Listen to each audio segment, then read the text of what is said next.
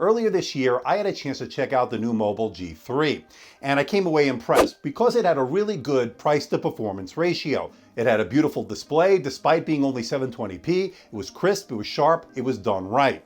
I also thought performance was pretty decent, and I loved the way it looked. It really looked a lot more expensive than the price tag would suggest. So when NUU Mobile hit me up to check out the all-new refreshed model with new color options, updated software, and a whole host of other features, I quickly jumped on it. Hey everybody, it's Andrew, and this is my unboxing and review of the all-new NUU Mobile G3 for late 2018.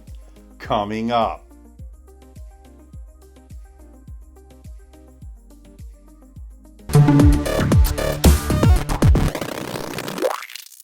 Want to see more videos like this? Well, why not hit that subscribe button and make sure you hit that notification icon. This way you'll be alerted every time I post a new video.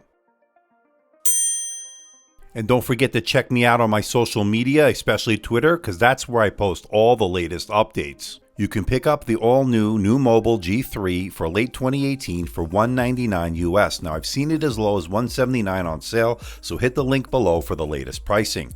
You have 3 color options. You can get it in sapphire blue, you can get it in tiger's eye, and you can also get it in ruby red. That's the color we're reviewing today, and to me, it simply looks spectacular. Now here's a quick rundown of the specs. It's powered by the Helio P25 processor. That's an octa-core processor, 4 GB of RAM, and 64 GB of onboard storage. It's running Android 8.0 Oreo, has dual SIM support, fingerprint ID, it supports fast charging, it has 4G LTE speeds, we'll get to that in a little bit. It has a 5.7-inch HD plus 720p display, we'll talk more about that, and of course it has dual cameras on the back, and it supports Google Payment because it does have NFC, not something you always see in a budget smartphone. That's good.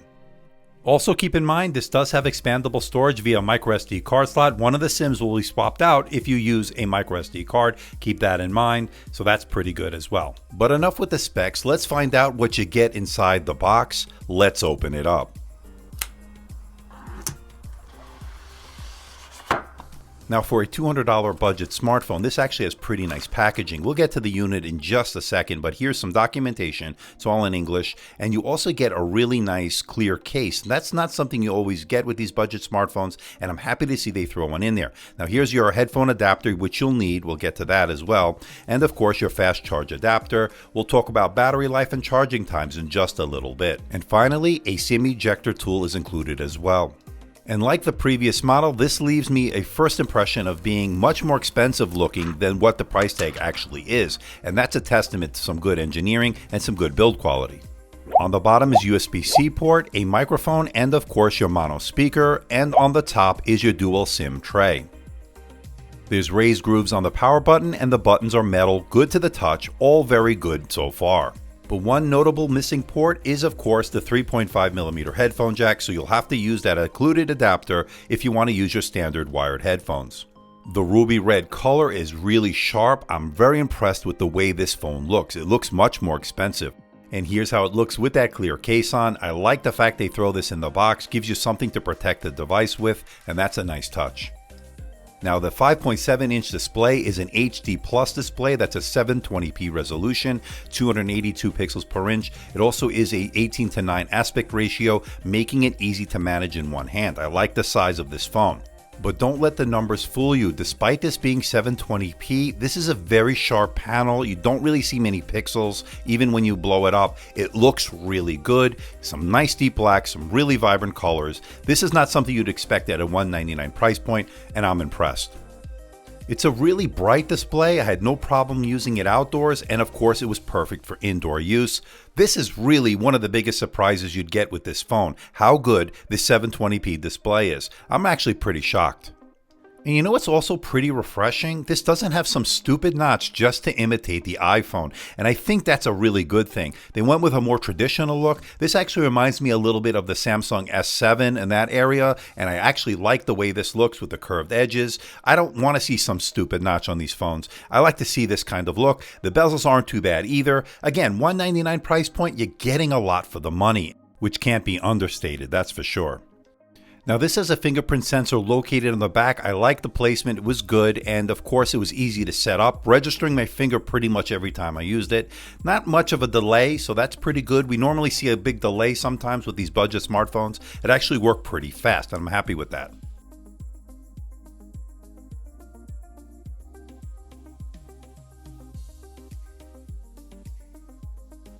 Now another change with the new Mobile G3, it's running Android 8.0 Oreo, which is a step up from the previous model. It's not running the latest Android, that would be Android 9.0, and unfortunately it doesn't have that on this device. Now having said that, the OS seems pretty smooth, seems very fluid. They seem to have optimized the software to run really well on this device, despite not having that flagship processor. It handles multitasking really well, everything seems pretty smooth and fluid. You can game on this, although maybe not at the highest settings on some titles, but gaming in general is okay on this. It certainly can handle your everyday tasks, and you really can't ask for more from a budget smartphone. It gets the job done, and that's good.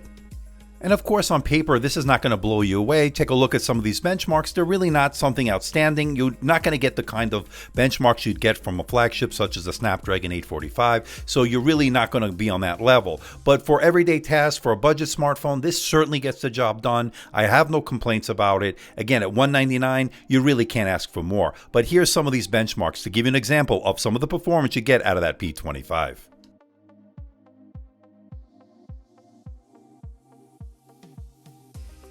And here's something a little bit disappointing. Level 3 on the Widevine, meaning no HD video for your Netflix, and that's disappointing. Hopefully they can fix that with a software update. I'll keep you posted if I hear anything from NUU Mobile. Now another change with the new Mobile G3, they're now going with a dual camera setup on the back, a 13 megapixel main shooter and a 5 megapixel secondary shooter, and they actually are okay. Look, they're not going to be Pixel 3 quality, as that is the best in the business. Of course, you're not going to get that at $200, but you're getting some pretty decent budget level smartphone cameras, and that's pretty good because I've seen worse at this price point, that's for sure. Here's some of the examples. Okay, so this is the portrait mode, so you're supposed to get the blurred background, the bokeh effect. It's a little bit overdone, I think, software-wise, and I'm not sure if that secondary camera is really doing much, but I think the overall image in good lighting is not too bad. I've seen worse from budget smartphones, that's for sure.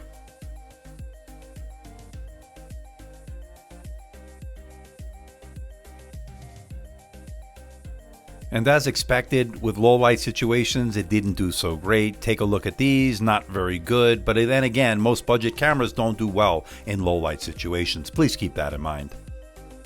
And on a positive note, I was pleasantly surprised with the monochrome mode. Definitely some usable shots here, again, in lighting conditions that are optimal, it's good. It shoots 1080p 30 frames per second video. It's actually pretty stable considering I'm not sure what kind of stabilization process they're using, but it was okay. I wouldn't say it's the most smooth video you're going to see, but it definitely can get the job done if you need to shoot some video in a pinch. But then again, it's not going to be iPhone XS quality, that's for sure. Now there's a 13 megapixel front-facing camera, good for selfies and the like. Now let's take a look at some of the video to give you an example. So this is the front-facing camera on the new Mobile G3 here for late 2018. Let me know in the comment section below what you think about it. I am curious to know. And of course, they have things like beauty mode, like you see on some other cameras on some smartphones. It's okay. Let me know what you think about it. There's a monochrome speaker located on the bottom of the device. It gets pretty loud, surprisingly, but not much bass, but not too bad overall. Have a listen.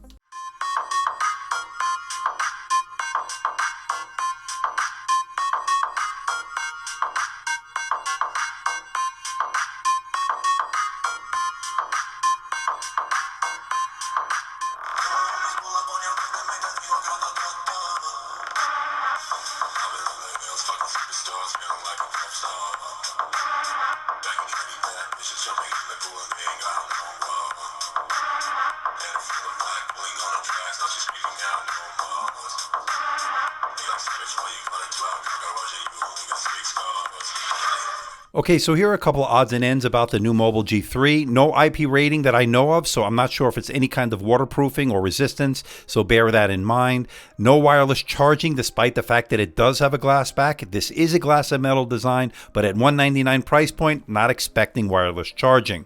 Now, when it comes to 4G LTE speeds, all working well here. This is an unlocked GSM phone. Here in Las Vegas, in the United States, I'm able to use it on AT&T, T-Mobile, and with my Google Fi SIM. No issues as far as speed is concerned. Very good LTE speeds. And the call quality is actually very good on this. No issues with making phone calls on the NUU Mobile G3. That's good.